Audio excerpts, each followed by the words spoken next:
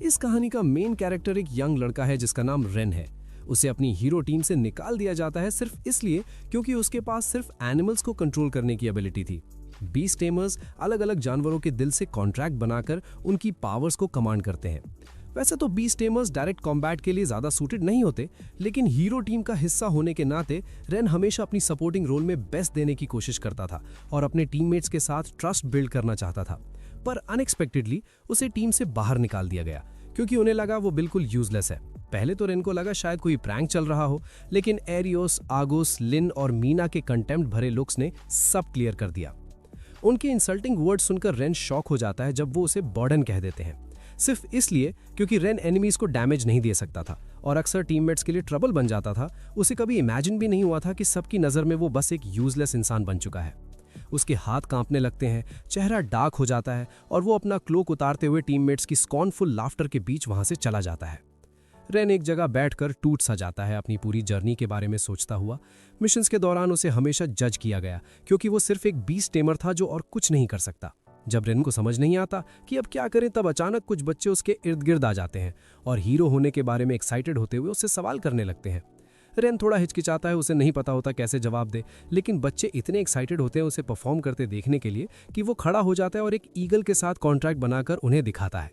उसके बाद रेन को पता चलता है कि यहाँ लोग हीरो ग्रुप को ऑर्डिनरी लोगों से भी ज्यादा बुरा समझते हैं। पर बच्चों को रेन ज्यादा पसंद आता है क्योंकि वो हमेशा उनके साथ खेलता था और वो सब फ्यूचर में एडवेंचरस बनना चाहते हैं और काफी पैसा कमाना चाहते हैं। एडवेंचरस का नाम सुनते ही रेन के दिमाग में एक थॉट फ्लैश करता है। एडवेंचरस वो लोग होते हैं जो पेमेंट के बदले कमीशंस एक्सेप्ट करते हैं। तुरंत ही रेन एडवेंचरस गिल्ड की तरफ भागता है। वहां उसकी मुलाकात एक रिसेप्शनिस्ट से होती है जिसका नाम नैटली है। वो एडवेंचरस टेस्ट के बारे में बताने ही वाली होती है कि रेन उससे रिक्वेस्ट करता है कि वो एडवेंचरस के बारे में डिटेल में समझा दे। क्योंकि एरियो की पार्टी हमेशा एडवेंचरस को नीचा दिखाती थी, इसलिए रेन ने कभी उनके बारे में ज्यादा इंटरेक्ट नहीं किया था। रेन की सीरियसनेस देखकर नैटली थोड़ी सरप्राइज्ड हो जाती है और बताती है कि इस बेसिक टेस्ट के लिए काफी कैंडिडेट्स आते हैं। फिर वो रेन को सब कुछ डिटेल में एक्सप्लेन करना शुरू करती है। जब उसे लगता है कि रेन रेडी है तो वो एडवेंचरस टेस्ट डिस्कस करती है, लेकिन जैसे ही उसे पता चलता है कि रेन एक बीस्ट टेमर है, नैटली थोड़ी कंसर्न हो जाती है। उसे लगता है कि वो अकेला नहीं जा पाएगा। उसके वर्ड्स फिर से रेन के दिल को वैसे ही चुभते हैं जैसे उसके टीममेट्स ने चुभाए थे।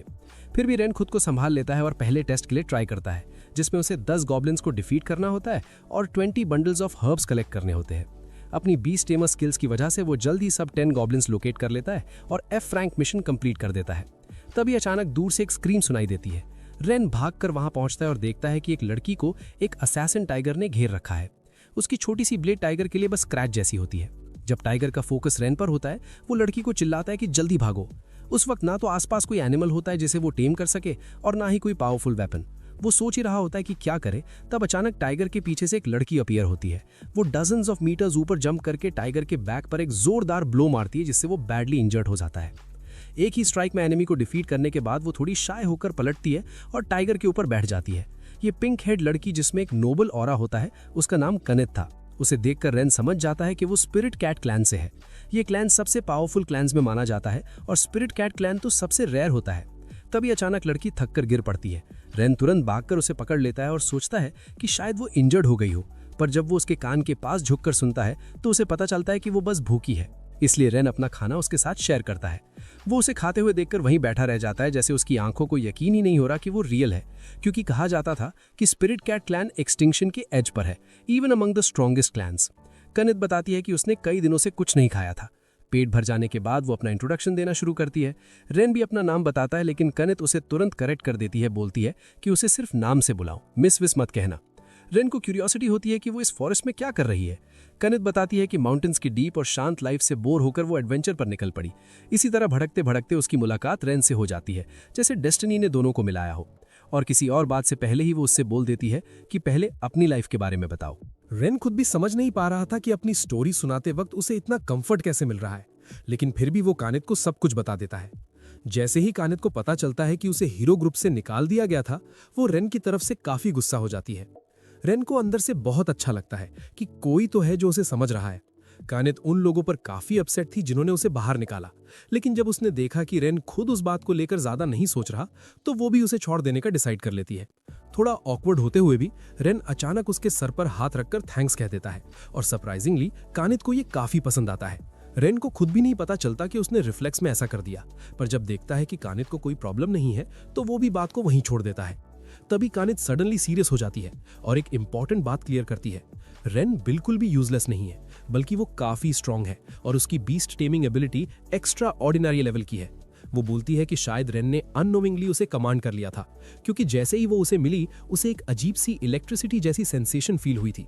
अगर रेन उसे कमांड कर सकता है तो हो सकता है वो पूरी स्पिरिट कैट क्लैन को भी कमांड कर सके, क्योंकि दुनिया में सिर्फ कुछ ही लोग होते हैं जो उन्हें कंट्रोल कर पाते हैं। पर यह सोचकर रेन रियलाइज करता है कि बात स्ट्रॉन्गेस्ट क्लैन को कमांड करने की नहीं है, बल्कि उसका मन तो बस कानित के और क्लोज होने का है। उसके बाद रेन अपनी उंगली काटकर थोड़ा सा ब्लड निकालता है ताकि कानित के साथ कॉन्ट्रैक्ट बनाया जा सके। कॉन्ट्रैक्ट तभी कंप्लीट होता है जब कानित खुद अपना नाम बोलकर अग्री करे, वरना प्रोसेस पूरा ही नहीं होता। अनएक्सपेक्टेडली कानित बिना हेजिटेशन अपना नाम बोल देती है, जैसे वो खुद भी रेन के साथ कॉन्ट्रैक्ट बनाना चाहती हो। इससे रेन काफी हैप्पी हो जाता है।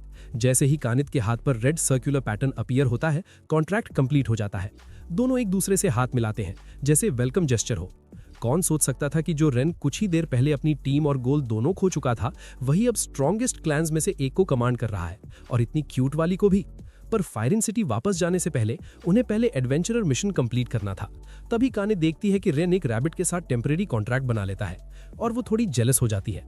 पर फिर भी वो इन फ्लफी कॉटन रैबिट्स के साथ खेलने लगती है।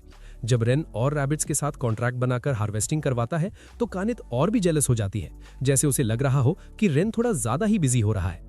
बस रेन ही इतना नाइव था कि उसे कुछ समझ ही नहीं आता। ये सब कानित को और इरिटेट बना देता है।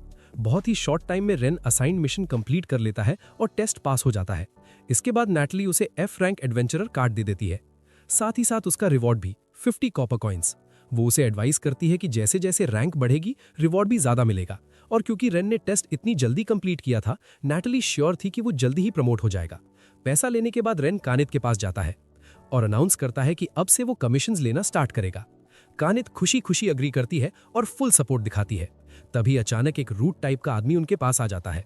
जैसे ही वो देखता है कि कानित स्पिरिट कैट क्लैन से है, उसकी इंटरेस्ट तुरंत बढ़ जाती है। कानित ठंडे टोन में रिप्लाई करती है, पर यह चीज उस आदमी को और एक्साइट कर देती है और उसे ड्रिंक के लिए इनवाइट करने लगता है। ऊपर से रेन को भी उसके सामने नीचा दिखा देता है, जिससे कानित की आईब्रोज तन जाती हैं, क्योंकि किसी ने उस हैंडसम लड़के के बारे में ऐसे बोल दिया था जिससे वो अभी अभी मिली थी। वो बिना रुके अपना कैट फर फुला लेती है, उसे डांटती है और सबके सामने डिक्लेयर कर देती है कि रेन ही उसका मास्टर है जो उसे कमांड करता है। आदमी शॉक हो जाता है, फिर जोर जोर से हंसने लगता है, क्योंकि स्पिरिट जैसी स्ट्रॉन्गेस्ट क्लैन को कोई कैसे कमांड कर सकता है। जब वो कानित को रेन की तारीफ करते हुए देख लेता है तो उसका मूड बिगड़ जाता है और रेन को चैलेंज कर देता है, कानित को बेट बनाकर। रेन जानता था कि अगर वो फाइट से बचा भी तो ये थक बाद में कानित के लिए ट्रबल खड़ा करेगा ही, इसलिए वो रिस्क ले लेता है, ऑल और नथिंग। और सरप्राइजिंगली फाइट स्टार्ट होने के कुछ ही सेकंड्स के अंदर रेन उस थक को इजीली हरा देता है, बिना ये समझे कि हुआ क्या। उधर वो आदमी अपनी बाह पकड़कर दर्द से चिल्लाने लगता है। शोर सुनकर नैटली बाहर भागकर आती है और देखती है कि ये वही आदमी है जिसने रीसेंट टाइम में गिल्ड को परेशान किया था। वो रेन से उस आदमी के बिहेवियर के लिए माफी मांगती है और बताती है कि गिल्ड उसका एडवेंचरर स्टेटस कैंसिल करने का सोच रही है। पर बात पूरी होने से पहले ही वो आदमी नैटली की स्कर्ट पकड़ लेता है और नैटली उसे एक सॉलिड लेसन सिखा देती है। सब निपटाने के बाद नैटली का एटीट्यूड फुल 180 डिग्री चेंज हो जाता है और रेन से पूछती है कि आखिर हुआ क्या। एडवेंचरर टेस्ट के बीच में ही स्ट्रॉन्गेस्ट क्लैन के साथ कॉन्ट्रैक्ट बना लिया। ये सुनकर नैटली दोनों से इंटेरोगेशन स्टाइल में सवाल करने लगती है, जिससे रेन और कानित दोनों घबरा जाते हैं और तुरंत सॉरी बोल देते हैं। जब नैटली को लगता है कि वो थोड़ा ज्यादा ही हो गई तो वो माफी मांगकर दोनों को गुड बाय बोल देती है और बाकी का काम संभालने चली जाती है। रेन सोचता रह जाता है कि उसके पास इतनी स्ट्रेंथ आई कहां से कि वो उस आदमी को हरा सका। तब कानित उसे एक्सप्लेन करती है, क्योंकि उसने स्पिरिट कैट जैसी स्ट्रॉन्गेस्ट क्लैन के साथ कॉन्ट्रैक्ट बनाया था, इसलिए उसे भी उनके लेवल के बराबर का पावर बूस्ट मिल गया था। रेन को ये सुनकर काफी सरप्राइज होता है, क्योंकि उसके होम टाउन में आज तक किसी ने स्ट्रॉन्गेस्ट क्लैन्स में से किसी के साथ कॉन्ट्रैक्ट नहीं बनाया था। ऊपर से कनाइट भी काफी हैप्पी थी कि रेन ने थोड़ी देर पहले उसके लिए स्टैंड लिया था, जिससे वो लड़का शर्मा कर बिल्कुल स्पीचलेस हो जाता है। उसके बाद दोनों असाइंड मिशन कंप्लीट करने निकल पड़ते हैं। कनाइट सोच रही थी कि एडवेंचरर्स को शायद बड़े बड़े स्वॉर्ड्स चलाने पड़ते होंगे या किडनैप्ड प्रिंसेसेस को रेस्क्यू करना होता होगा, लेकिन यहाँ तो सिर्फ हर्ब्स हार्वेस्ट करनी थी। रेन उसे एक्सप्लेन करता है कि क्योंकि वो अभी सिर्फ F रैंक एडवेंचरर है, जो सबसे लोएस्ट लेवल होता है, इसलिए उसे सिर्फ सिंपल कमीशंस मिलती हैं। ये सुनकर कनाइट भी अपना मूड अपलिफ्ट करती है और उसकी मदद करने लगती है। पर अनएक्सपेक्टेडली जो रैबिट्स रेन ने टेम्पररी कॉन्ट्रैक्ट से बुलाए थे, वो ऑलरेडी सारा काम फिनिश कर चुके होते हैं। कनाइट कंफ्यूज हो जाती है, उन पर चीटिंग का अक्यूज कर देती है और थोड़ा डिसअपॉइंटेड भी हो जाती है कि रेन की फेमिलियर होने के बावजूद वो उसके लिए कुछ कर ही नहीं पाई। तभी अचानक दूर से शोर सुनाई देता है और दोनों उस तरफ भागते हैं। वहां कुछ बड़े बड़े डरावने से लोग एक बुढ़े आदमी को घेर कर बुली कर रहे होते हैं। अपनी एडवेंचर एक्सपीरियंस के बेस पर कनाइट पहचान लेती है कि ये ब्लैक फैंग बैंडिट ग्रुप है, एक 100 से ज्यादा लोगों का गैंग जो अपनी क्रूवल्टी और इमोरल कामों के लिए फेमस था। वो लोग बहुत डेंजरस होते हैं, इसलिए कनाइट रेन से पूछती है कि क्या उन्हें जाकर हेल्प बुलानी चाहिए, पर रेन को लगता है कि अब टाइम ही नहीं है, कुछ ना कुछ अभी करना पड़ेगा। उसकी इस करेज को देखकर कनाइट को उस पर और भी प्राइड फील होता है। रेन उसे बोलता है कि वो ओल्ड मैन को प्रोटेक्ट करे जब तक वो बाकी सबको हैंडल करता है। बात खत्म होते ही दोनों हवा के झोंके की तरह आगे बढ़ते हैं और एक एक करके सबको गिरा देते हैं। लड़ते हुए कनाइट के दिमाग में रेन का ख्याल आता है। उसे थोड़ा एंग्शियस फील होता है। जब रेन ने उस जैसे स्ट्रॉन्गेस्ट क्लैन की स्पिरिट कैट के साथ कॉन्ट्रैक्ट बनाया तो पावर मिलने के बाद क्या वो अपने आप को ही डेंजर में डाल रहा है? फेमिलियर होने के नाते तो शायद उसे ही आगे खड़े होकर फाइट करनी चाहिए, पर रेन हमेशा खुद सामने खड़ा हो जाता है उसे प्रोटेक्ट करने के लिए। हर बार जब वो उसका फाइटिंग स्टैंस देखती है उसकी नजर हटी नहीं पाती और उसका दिल तेज तेज धड़कने लगता है। बैंडिट्स को निपटाने के बाद रेन देखता है कि कनाइट का चेहरा बिल्कुल टमाटर जैसा लाल हो चुका है, जिससे वो जल्दी जल्दी कोई और बात छेड़कर सिचुएशन कवर कर लेती है। ओल्ड मैन भी आगे आकर दोनों का थैंक्स करता है। रेन को क्यूरियोसिटी होती है कि एक मर्चेंट होने के बावजूद उसके पास कोई गार्ड्स क्यों नहीं थे। बुढ़ा बताता है कि उसने हायर किए थे, पर ट्रबल आते ही वो भाग गए। साथ ही वो वार्न करता है कि ब्लैक फैंग्स अपने लोगों का बदला लेने जरूर वापस आएंगे, इसलिए रेन को केयरफुल रहना चाहिए। वो सोच रहा था कि रेन डरकर पीछे हट जाएगा, पर उल्टा रेन तो उनके लेयर तक जाकर सबको पकड़ने की बात कर देता है। उसे पता था कि ये लोग वायलेंट और रिवेंज ड्रिवन होते हैं और अगर इन्हें रोका नहीं गया तो टाउन के मर्चेंट्स ही इनके नेक्स्ट विक्टिम्स बनेंगे।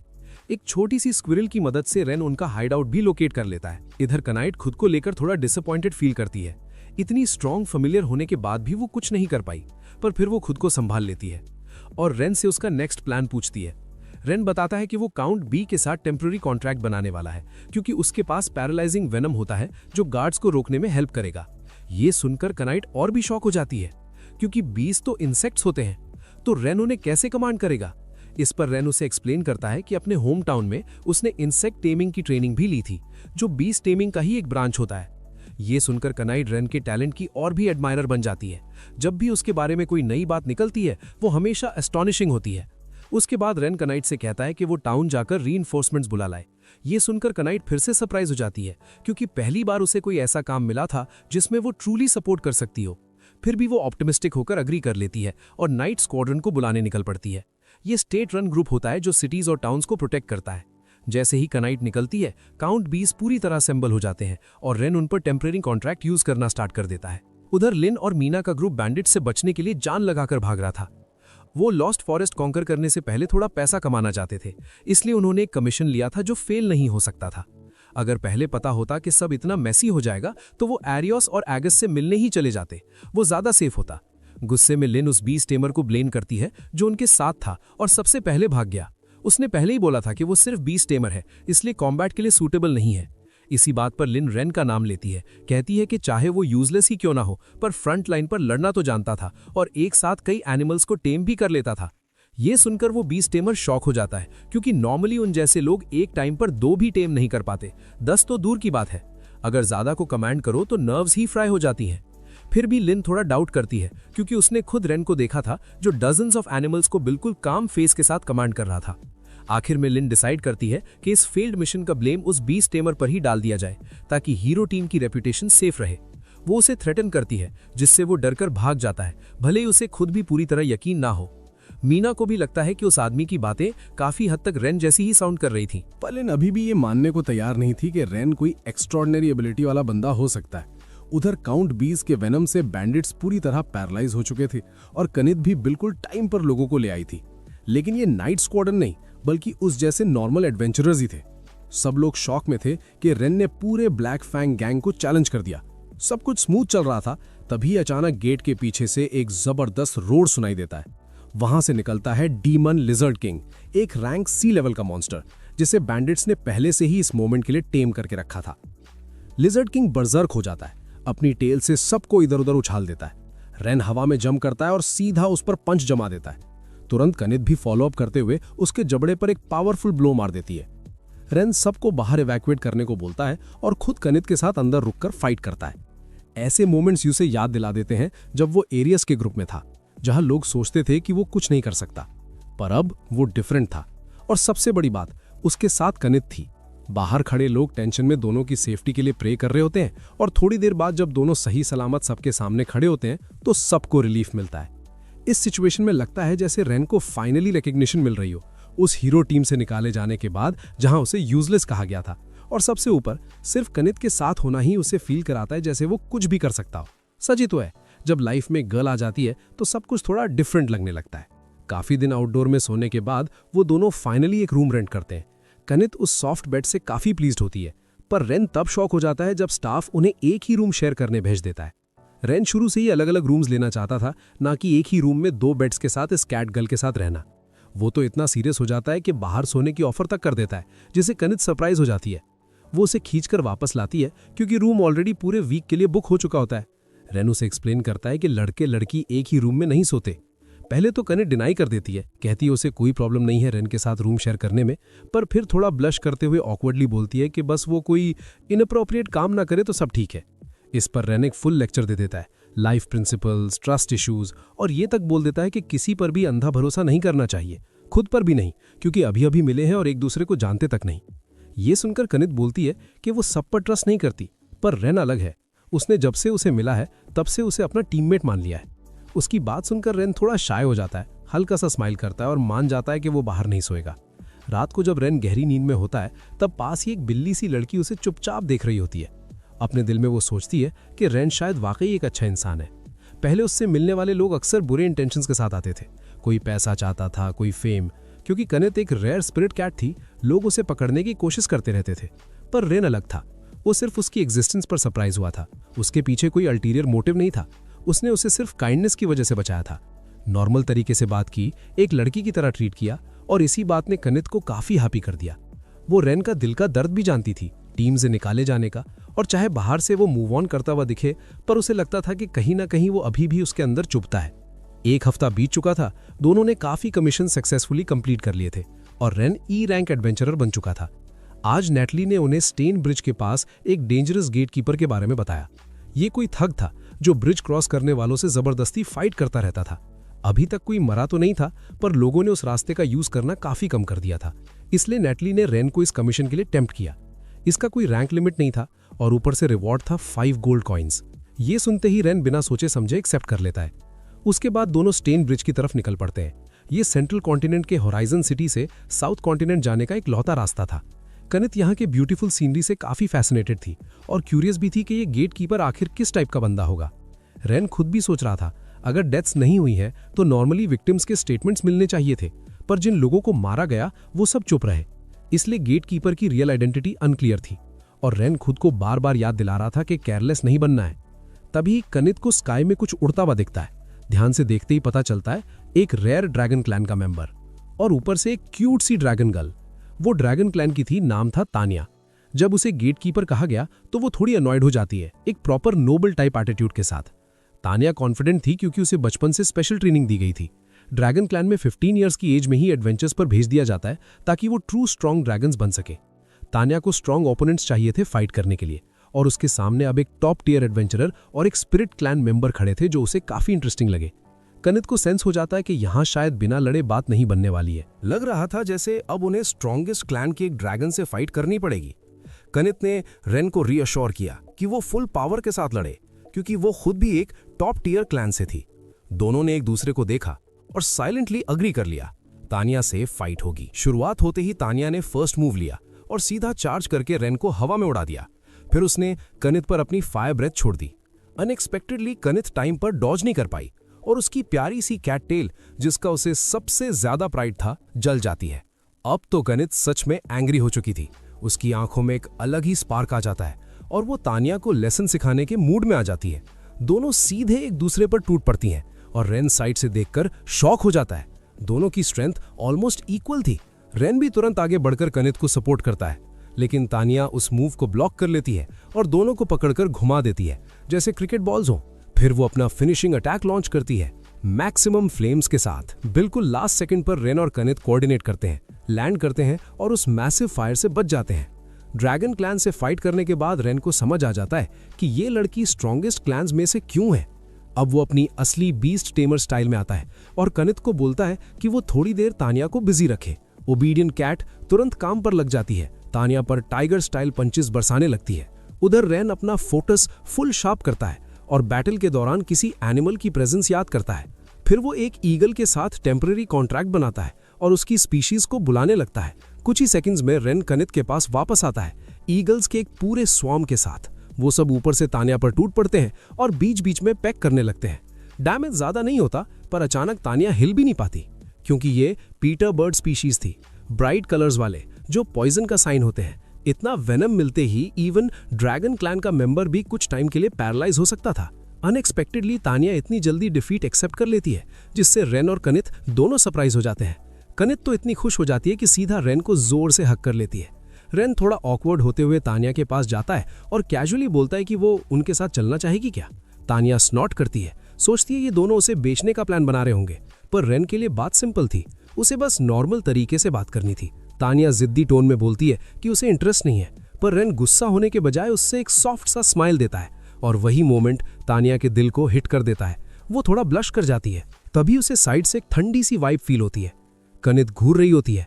वो ड्रैगन को वार्न करती है कि रेन के पास ज्यादा चिपकने की जरूरत नहीं, वरना ट्रीटमेंट दोबारा मिलेगा। गिल्ड वापस आने पर नैटली शॉक हो जाती है कि गेट कीपर ऑलरेडी भाग चुका है। वो रेन को थैंक यू करती है और उस ब्राइट रेड गेस्ट को देखकर थोड़ा कंफ्यूज हो जाती है। हॉर्न्स और टेल देखकर नैटली गेस करने लगती है कि शायद ये ड्रैगन क्लैन से हो। तभी रेन तुरंत बोल देता है कि ये बस एक फ्रेंड है जो कमीशन के दौरान मिली। तानिया रॉयल स्टाइल इंटरव्यूज होने वाली होती है, पर दोनों उसे पकड़कर मुंह बंद करके साइड में घसीट लेते हैं। रास्ते में ही तानिया गायब हो जाती है, क्योंकि जब भी उसे कोई स्ट्रांग दिखता था वो सीधा 1-on-1 चैलेंज कर देती थी। बार बार अपनी आइडेंटिटी बताने की कोशिश करती और रेन और कनित को उस पर नजर रखनी पड़ती जब तक दोनों ऑलमोस्ट थक न जाए। टोकने पर तानिया एम्बैरेस्ड फेस बना लेती है और रेन उससे बोलता है कि फिलहाल सिटी छोड़ दे, क्योंकि गेट कीपर वाली बात फैलनी नहीं चाहिए। बस प्रॉमिस करे कि दोबारा ऐसा नहीं करेगी तो वो उसे जाने देगा। तब कनित को समझ आता है कि पहले किसी ने तानिया की आइडेंटिटी क्यों नहीं स्प्रेड की। सिंपल रीजन, सब लोग एक लड़की से हारकर एम्बैरेस हो चुके थे। ड्रैगन क्लैन के रूल्स के हिसाब से तानिया को वापस ट्रेनिंग पर जाना चाहिए था, लेकिन वो डिसाइड करती है कि रेन के साथ रहकर ट्रेनिंग करेगी, ज्यादा फन भी होगा, और फिर सीधा उसके गले लग जाती है और बोल देती है कि उसे रेन पसंद है। साइड में कनित का फर लिटरली फूल जाता है गुस्से से। ऊपर से तानिया पूछ लेती है कि क्या रेन उसके साथ भी कॉन्ट्रैक्ट करेगा। रेन खुद शॉक हो जाता है, स्पिरिट कैट के बाद अब ड्रैगन क्लैन भी। कॉन्ट्रैक्ट कंप्लीट होते ही तानिया के हाथ पर भी रेड पैटर्न बन जाता है। अब उसे फील होता है कि कमांड होने का मतलब क्या होता है, जैसे वो हमेशा रेन से कनेक्टेड हो, और रेन को उसे लगता है जैसे उसकी पूरी लाइफ की लक यहीं खत्म हो गई हो। उधर एरियस का ग्रुप जंगल में एक हफ्ते से भटक रहा था बिना किसी रिजल्ट के। तब एरियस को आइडिया आता है रेन को वापस बुलाया जाए, लॉस्ट फॉरेस्ट क्लियर करवाया जाए और फिर दोबारा डिस्कार्ड कर दिया जाए। इधर कनित और तानिया बेड के लिए लड़ रही होती हैं और रेन बीच में फ्लोर पर आराम से लेटा हुआ दुनिया से कट ऑफ होकर सो रहा होता है। आखिरकार तानिया ऑफिशियली टीम ज्वाइन कर लेती है। अगला कमीशन, स्लाइम्स एक्सटर्मिनेशन। स्लाइम्स ऐसे मॉन्स्टर्स थे जिन्हें लोग इग्नोर कर देते और वो फील्ड्स बर्बाद कर देते। कनित को स्लाइम्स बिल्कुल पसंद नहीं थे, जब भी पंच करती हाथ चिपचिपे हो जाते। ये सुनकर तानिया स्मग स्माइल के साथ बोलती है कि वो अपनी फायर बॉल से सब कुछ सेकंड्स में खत्म कर देगी। कनित उससे फुल एडमिरेशन से देखती है। फाइनली कोई बर्डन शेयर करने वाला मिला। उन दोनों की बॉन्डिंग देखकर रेन को थोड़ा रिलीव होता है, क्योंकि उसे सबसे ज्यादा डर इसी बात का था कि कहीं ये दोनों कभी गेट अलोंग ही ना करें। काफी देर तक ढूंढने के बाद भी उन्हें कोई स्लाइम नहीं मिला, तो रेन ने अपनी एक स्पेशल स्किल यूज करने का डिसीजन लिया, असिमिलेशन। उसने अपनी सोल का एक हिस्सा उस बर्ड के अंदर शिफ्ट कर दिया, ताकि अपनी कॉन्शियसनेस को फिक्स करके उसे फ्रीली कंट्रोल कर सके। ये बीस्ट टेमर की एक रेयर टेक्निक थी। कनात और तानिया दोनों का मुंह खुला का खुला रह गया। उन्होंने कभी इमेजिन भी नहीं किया था कि रेन ऐसा कुछ कर सकता है। उसके बाद रेन उड़कर स्लाइम के नेस्ट को लोकेट करने चला गया और दोनों लड़कियों से बोला कि तब तक उसके बॉडी को गार्ड करे। थोड़ी देर में वो वापस आया और उन्हें ब्रीडिंग स्पॉट तक ले गया। कनात चाह रही थी कि बस जल्दी से काम निपटा दिया जाए, लेकिन तानिया के दिमाग में अलग प्लान था। वो चाहती थी कि रेन थोड़ा मैजिक प्रैक्टिस करे। जब उससे पूछा गया, रेन ने कैजुअली बोला कि उसने सिर्फ बेसिक फायरबॉल्स और प्राइमरी हीलिंग ही सीखा है। ये सुनते ही तानिया एक्साइटेड हो जाती है और बोलती है कि फायरबॉल से ही सबको उड़ा दो। रेन थोड़ा हेजिटेंट होता है, कहता है उसकी पावर इतनी स्ट्रांग नहीं होगी कि इतने सारे ग्रीन ब्लॉब्स हैंडल कर पाए। फिर भी वो कॉन्सेंट्रेट करता है और एक फायरबॉल रिलीज करता है, और नेक्स्ट सेकेंड बूम, सारे slimes completely wiped out. Rain खुद शॉक में आ जाता है। तानिया एक्सप्लेन करती है कि ये इसलिए हुआ क्योंकि उसने ड्रैगन क्लैन के साथ कॉन्ट्रैक्ट बनाया है और वो खुद ड्रैगन क्लैन से है। उनका मैजिक पावर स्ट्रॉन्गेस्ट क्लैंस में सेकंड हाईएस्ट माना जाता है, तो अब वो पावर रेन के अंदर भी फ्लो कर रही थी। ये सुनकर रेन का सर घूम जाता है, क्योंकि अब उसके अंदर दो स्ट्रॉन्गेस्ट क्लैंस की पावर्स थी। वो ऑलमोस्ट फेंट करने वाला हो जाता है। उसके बाद तानिया और कनात दोनों मिलकर रेन की मैजिक ट्रेनिंग शुरू करवा देते हैं, और यहाँ से torture mode on. Dragon teacher का स्टाइल बिल्कुल सॉफ्ट नहीं था। रेन इतना थक जाता है कि सांस लेने में स्ट्रगल करने लगता है, लेकिन इसी के साथ साथ उसने अपनी माना कंट्रोल काफी इंप्रूव कर लिया। गिल्ड से पेमेंट लेने के बाद रेन उन दोनों ब्यूटीज को फुल ऑन ट्रीट पे ले जाता है, पर इस बार शॉक होने की बारी रेन की थी, क्योंकि कनात और तानिया का एपेटाइट इतना क्रेजी था कि कोई बिलियनर भी उन्हें रोज फीड ना कर पाए। खाने के बाद तानिया क्यूरियोसिटी से पूछती है कि रेन ने टेमिंग कहाँ सीखी। रेन थोड़ा ऑकवर्ड हो जाता है, उसे लगता है ये कोई एक्साइटिंग स्टोरी नहीं है। फिर भी वो बोलना शुरू करता है। उसका होम टाउन एक छोटा सा विलेज था जहां मोस्टली बीस्ट टेमर्स रहते थे। उसके पेरेंट्स भी बीस्ट टेमर्स थे, इसलिए बचपन से ही रेन नेचुरली टेमिंग सीखने लगा। इंसेक्ट टेमिंग जो उसने कनात को दिखाई थी वो भी वहीं से सीखी थी। विलेज छोटा और नेमलेस था, पर कभी एक अच्छी जगह हुआ करता था। अब वो एग्जिस्ट ही नहीं करता। ये सुनकर तानिया और कनात दोनों थोड़ा गिल्टी फील करती हैं, पर वो सच में रेन के बारे में और जानना चाहती थी। शुरू में रेन हेजिटेंट होता है, फिर सोचता है अब तो ये उसकी टीममेट्स हैं, और बोल देता है। वो तब सिर्फ 12 साल का था। उस दिन उसके पेरेंट्स बिजी थे, तो उसने विलेज के एज पर अकेला ट्रेनिंग की। शाम तक प्रैक्टिस करता रहा, और जब अंधेरा होने लगा तो उसने देखा कि आसमान अजीब तरह से लाल हो रहा है। दिल घबरा गया। वो पूरी स्पीड से विलेज की तरफ भागा, पर जब पहुंचा तो सब खत्म हो चुका था। पूरा विलेज मॉन्स्टर अटैक की वजह से जल रहा था, और सिर्फ रेन ही जिंदा बचा था। बाद में एडवेंचरर्स आए और उसे रेस्क्यू किया। तब से वो उस इन में रहने लगा जो एक रेस्क्यूअर के एक्वेंटेंस का था। बस जिंदा रह रहा था, दिन काट रहा था। फिर आधा साल पहले उसकी मुलाकात एरियो की ग्रुप से हुई। उन्हें टीममेट्स चाहिए थे, और रेन ने बिना सोचे ज्वाइन कर लिया। उसे लगा अगर हीरो पार्टी में गया तो शायद किसी को बचा पाए और अपने होम टाउन वाली ट्रेजेडी रिपीट होने से रोक पाए। पर रियलिटी ने उसे सीधा स्लैप मार दिया। एरियो का ग्रुप उसे बस एक टूल की तरह यूज करता रहा। ये सब याद करके रेन फिर से उस डार्क पिग में गिर जाता है। तब कनात उसका हाथ पकड़ लेती है और जेंटली कंफर्ट करती है। वो बोलती है कि रेन एक ब्रेव हीरो है जो खुद डेंजर में घुस जाता है और हर बार बेस्ट ट्राई करता है।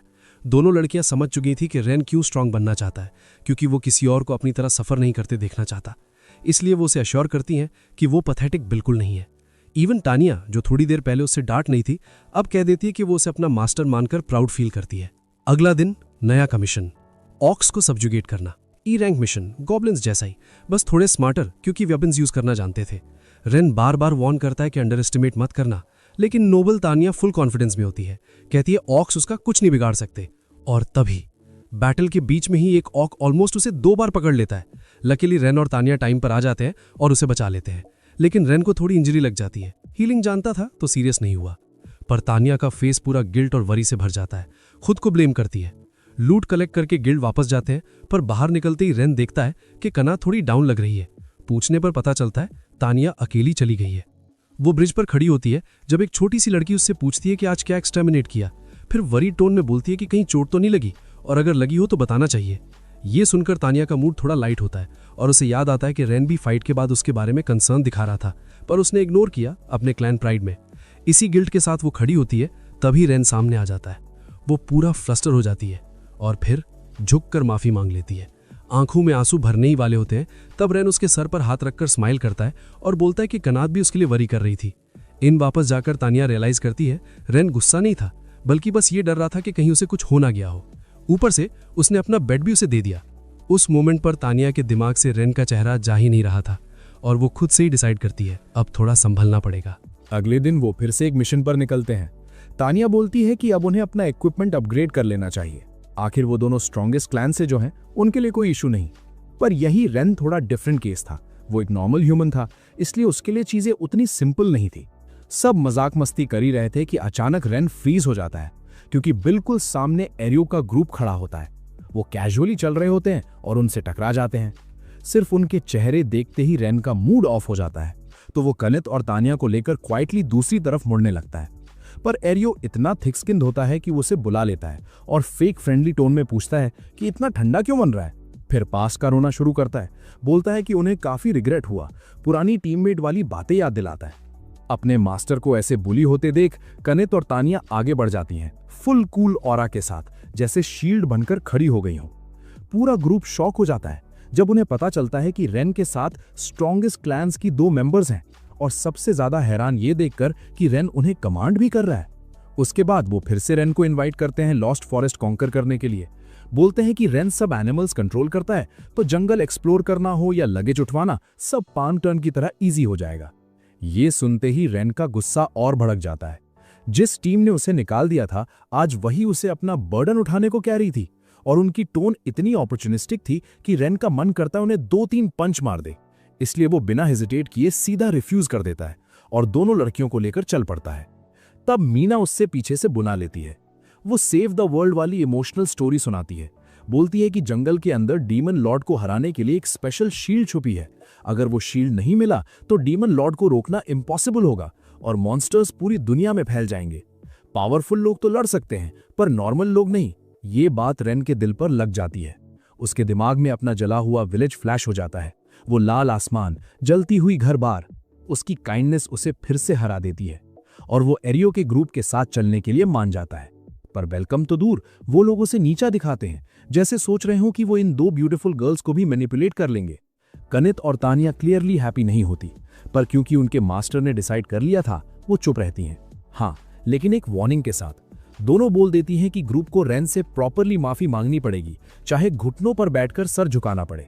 मजबूरी में एरियो का ग्रुप झुकता तो है, पर अंदर ही अंदर जल रहा होता है।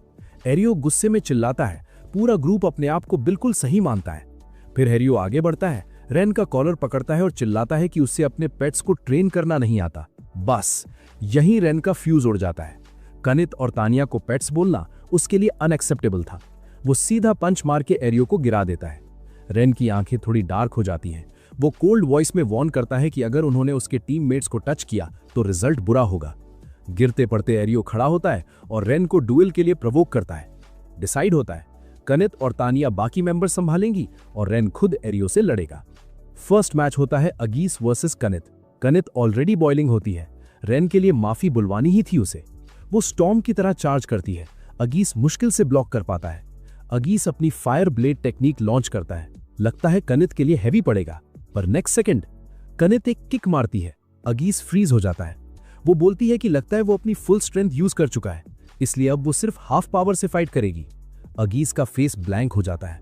क्यूट सी लड़की और बोल रही है हाफ पावर। उसके हाथ पैर कांपने लगते हैं और फिर कनित मोमेंटम लेकर सीधा उड़ती हुई आती है और एक ऐसा किक मारती है कि अगीस खून उगलता हुआ सीधा ट्री में जा लगता है। दूसरी साइड तानिया बाकी 2 वीकलिंग्स को हैंडल कर रही होती है। सिर्फ फिंगर स्नैप और उनकी मैजिक वैनिश। उनके स्टंट चेहरे देखकर तानिया हंस पड़ती है, जैसे हार्वेस्ट सीजन आ गया हो। वो दोनों फिर से कंबाइंड मैजिक ट्राई करते हैं। स्नैप फिर से गायब, क्योंकि उनकी स्पेल्स का उस पर कोई इफेक्ट नहीं हो रहा था। जब कुछ काम नहीं आता तो वो तानिया को लिजर्ड कहकर इंसल्ट करना शुरू कर देते हैं, पर हर बार स्नैप मैजिक वाइप्ड रिपीट होता रहता है। आखिर दोनों की हिम्मत टूट जाती है और तानिया के सामने गिर पड़ते हैं। नॉर्मली तानिया वीक को बुली नहीं करती, पर जब बात उसके मास्टर की हो तो लेसन जरूर मिलता है। आसमान धीरे धीरे डार्क क्लाउड से भर जाता है। वो दोनों इतने डर जाते हैं कि ऑलमोस्ट बेहोश होने वाले होते हैं। उन्हें लगता है अब तो गया काम, पर तानिया बस डरा रही होती है। वो एक्चुअली कुछ नहीं करती, क्योंकि उसे डर होता है कि कहीं रेन उसे डांट न दे, इसलिए वो दोनों को छोड़ देती है। बैटल के शुरू होते ही एरियोस ने रेन को इंसल्ट किया, लेकिन रेन गुस्सा नहीं हुआ, बस सीधा आगे बढ़कर स्ट्राइक कर दिया और यहीं से रियल फाइट स्टार्ट होती है। रेन क्लियरली फील करता है कि वो एक हीरो से लड़ रहा है और ऑनेस्टली वो एरियोस की स्वॉर्ड्समैनशिप को काफी रिस्पेक्ट करता है। पर कुछ ही मोमेंट्स में रेन फिर से अपनी बीस्ट टेमर वाली रिदम में आ जाता है। इस बार उसके हर अटैक के पीछे कनात के साथ बनाया गया कॉन्ट्रैक्ट और ओपोनेंट को रीड करने की ट्रेनिंग का फुल इफेक्ट होता है। एक्चुअली काफी टाइम से रेन एरियोस की फाइटिंग स्टाइल ऑब्जर्व कर रहा था। तलवार घुमाने के स्टेप्स, फेंट करते वक्त बॉडी का एंगल, मूवमेंट पैटर्न, सब कुछ। और अब वो काफी हद तक उसके मूव्स ग्रैस्प कर चुका था। इसलिए रेन के हर स्ट्राइक में 2 स्ट्रॉन्गेस्ट क्लैंस की कंडेंस्ड पावर होती है। अगर वो सीरियसली फुल फोर्स से फाइट करता तो एरियोस का एंड वहीं हो जाता। इसीलिए वो उसे एडवाइस करता है कि सरेंडर कर दे, पर एरियोस जिद्दी था, उसने मना कर दिया। तो रेन काउंट बी वाली टेक्निक यूज करता है और उसे पैरालाइज कर देता है, जिससे एरियोस को हार मानना पड़ती है। और हाँ, रेन को अभी तक अपनी टीममेट्स को इंसल्ट करने का गुस्सा था। हारने के बाद एरियोस कावर्डली मोड में चला जाता है, पुरानी दोस्ती का ड्रामा स्टार्ट करता है। पर रेन अब इतना नाइव नहीं रहा। रेन अपनी फिस्ट उठाता है और एरियोस को एक पंच दे देता है, लेकिन हाँ, पावर कम रखता है। अगर उसने फुल कॉन्सेंट्रेट किया होता तो एरियोस वहीं मर जाता। तभी कनात और तानिया भी वहां आ जाती हैं और सीधा रेन के पास भाग कर आ जाती हैं। उसके बाद तीनों मिलकर लॉस्ट फॉरेस्ट के अंदर एंटर करते हैं एक्सप्लोरेशन के लिए। पर यह जगह सच में काफी डैम्प और ग्लूमी होती है। तानिया तो मजाक मजाक में बोल देती है कि पूरा फॉरेस्ट ही जला देना चाहिए, पर रेन उसे रोक लेता है क्योंकि यहाँ बहुत से एनिमल्स रहते हैं। रेन बार बार सोचता है कि अगर यहाँ सच में कोई रियल शील्ड छुपी है तो उसे सिर्फ हीरोज ही यूज कर पाएंगे। वो एरियोस के ग्रुप का बनाया हुआ मैप देखता है और रियलाइज करता है कि ये अब काम का नहीं रहा, क्योंकि जंगल बहुत तेजी से ग्रो और चेंज हो चुका है। तानिया ने पहले जैसे उन लोगों को डरा दिया था, ये याद करके रेन थोड़ा रिलैक्स्ड फील करता है। एरियोस रिलक्टेंटली उन्हें इन्फॉर्मेशन देता है कि लॉस्ट फॉरेस्ट के सबसे डीप पार्ट में एक मॉन्स्टर है जिसके पास शील्ड ऑफ ट्रूथ है। वही वेपन डीमन लॉर्ड को हराने के लिए इंडिस्पेंसिबल है। पर इन्फो देते वक्त भी वो बंदा एटीट्यूड दिखा रहा होता है, बिल्कुल रिपेंट नहीं करता, जिस पर कनात उसे डांट देती है और रेन का बस हल्का सा हेड पैट दोनों लड़कियों का गुस्सा तुरंत ठंडा कर देता है। कनित और तानिया को लगता है कि वो रेन की मदद के लायक नहीं है। तानिया तो यहाँ तक सोच लेती है कि जरूरत पड़ी तो वो खुद डीमन लॉर्ड से लड़ेगी। उनका कंसर्न देखकर रेन उन दोनों के सर पर हाथ रखता है और रीअश्योर करता है कि सब ठीक हो जाएगा। नेक्स्ट, रेन एक बर्ड को बुलाता है और पहले जैसे असिमुलेशन यूज करने का प्लान बनाता है ताकि फॉरेस्ट स्काउट कर सके। कनित और तानिया पीछे रहकर उसका बॉडीगार्ड करने वाली होती हैं। आसमान से उड़ते हुए रेन एक हिडन पाथ डिस्कवर करता है, बहुत नैरो, पर लगता है फॉरेस्ट के सबसे अंदर तक जा रहा हो। वो वापस आकर दोनों को गाइड करता है, पर चाहे जितना भी आगे बढ़ते हैं वो बार बार उसी मार्कर के पास लौट आते हैं जो उन्होंने पहले वे बैक के लिए लगाया था। तीनों काफी डिसअपॉइंटेड हो जाते हैं। कनित बोलती है शायद रॉन्ग पाथ ले लिया हो, पर रेन कहता है कि उसने तो बर्ड्स के फ्लॉक को फॉलो किया था, अगर सिर्फ वो होता तो लॉस्ट होना नॉर्मल था, पर सबके सब ऐसे घूम फिरकर सेम जगह आ रहे हैं, ये ऑड है। तानिया भी अग्री करती है और बोलती है कि फॉरेस्ट के साथ कोई ट्रिक चल रही है। तब तानिया एक मैजिक सर्कल क्रिएट करती है और उन्हें करेक्ट डायरेक्शन की तरफ ले जाती है। उसने परफेक्टली गेस किया होता है कि एक ट्री के सेंटर पर इल्यूजन मैजिक कास्ट की गई है, इसी वजह से वो सब भटक रहे थे। तानिया का एक्सप्लेनेशन सुनते सुनते कनित पूरी तरह स्टन्ड हो जाती है। तानिया कनित को असाइन करती है कि वो उस ट्री को कट करे क्योंकि उस पर मैजिक एन्चांटमेंट है, उसे हटाने से रास्ता क्लियर हो जाएगा। पर रेन सोचता है कि क्या बिना ट्री काटे बैरियर तोड़ने का कोई और वे है। तानिया सेंस करती है कि बैरियर काफी स्ट्रांग है, इम्पॉसिबल नहीं पर काफी टाइम लगेगा। कनित पंच मारने के लिए रेडी हो रही होती है, तभी हवा से एक आवाज आती है उन्हें वहां से निकल जाने को कहती हुई, और ट्री के अंदर से एक व्हाइट हेड गर्ल अपीयर होती है जिसका नाम है सोरा। रेन तुरंत पहचान लेता है ये स्पिरिट क्लैन से है। कनित और तानिया की तरह वो भी स्ट्रॉन्गेस्ट क्लैन्स में से एक है और एक हाई लेवल मैजिक एक्सपर्ट जिसका मैना ड्रैगन क्लैन से भी ज्यादा होता है। पर 200 साल पहले स्पिरिट क्लैन ने ह्यूमंस से खुद को हाइड कर लिया था। उनके लिए ह्यूमंस का फॉरेस्ट काटना बिल्कुल नेचुरल एनिमी जैसा था। इसी वजह से दोनों साइड्स के बीच कॉन्फ्लिक्ट हुआ और स्पिरिट क्लैन ने रिमोट एरियाज में छुपना चूज किया। तब से वो ह्यूमंस को पसंद नहीं करते। रेन अभी ग्रीट करने के लिए मुंह खोलता ही है और सोरा सीधा उन्हें भगा देती है। वो लड़की तो इतनी सीरियस हो चुकी थी कि उन्हें अपनी पावर से एलिमिनेट करने का प्लान बना रही थी, और ये देखकर तीनों के तीनों घबरा जाते हैं, literally tail between legs mode में भागने को रेडी। पर उन्हें एक बात अजीब लगती है, वो उन पर अटैक क्यों कर रही है। नॉर्मली तो स्पिरिट क्लैन का नाम ही पीस लविंग रेस के लिए जाना जाता है। रेन को भी शुरू से ही उसका बिहेवियर स्ट्रेंज लग रहा था।